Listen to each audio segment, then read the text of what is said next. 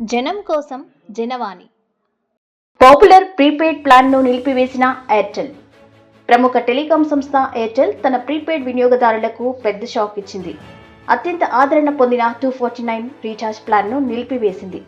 దీంతో రోజువారీ డేటా, అపరిమిత కాల్స్ వంటి ప్రయోజనాలు కోరుకునే కస్టమర్లు ఇకపై కనీసం 299తో రీఛార్జ్ చేసుకోవాల్సిన పరిస్థితి ఏర్పడింది. ఈ మార్పు ఎయిర్టెల్ థ్యాంక్స్ యాప్లో ధర సవరించబడింది అనే గమనికతో స్పష్టమైంది.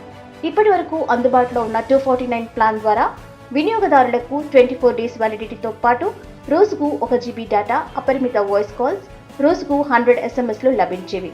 దీనికి అదనంగా ఉచిత hello tunes, Airtel extreme content, 17,000 విలువైన పర్ప్లెక్సిటీతో ప్రో సబ్స్క్రిప్షన్ వంటి అదనపు ప్రయోజనాలు కూడా ఉండేవి. ఇప్పుడు ఈ ప్లాన్ను తొలగించడంతో ఈ ప్రయోజనాలన్నీ కోల్పోయినట్లయింది. 249 ప్లాన్ స్థానంలో ఇప్పుడు 299 ప్లాన్ ప్రామాణికంగా మారింది. ఈ ప్లాన్లో దాదాపు అవే ప్రయోజనాలు ఉన్నప్పటికీ వ్యాలిడిటీని 28 రోజులకు పెంచారు.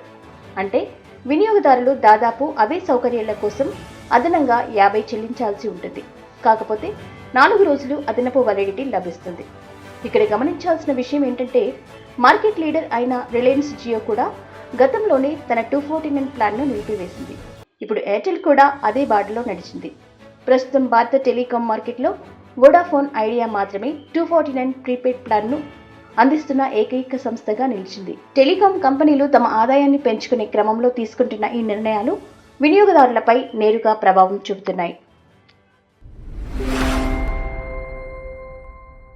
జనం కోసం జనవాణి.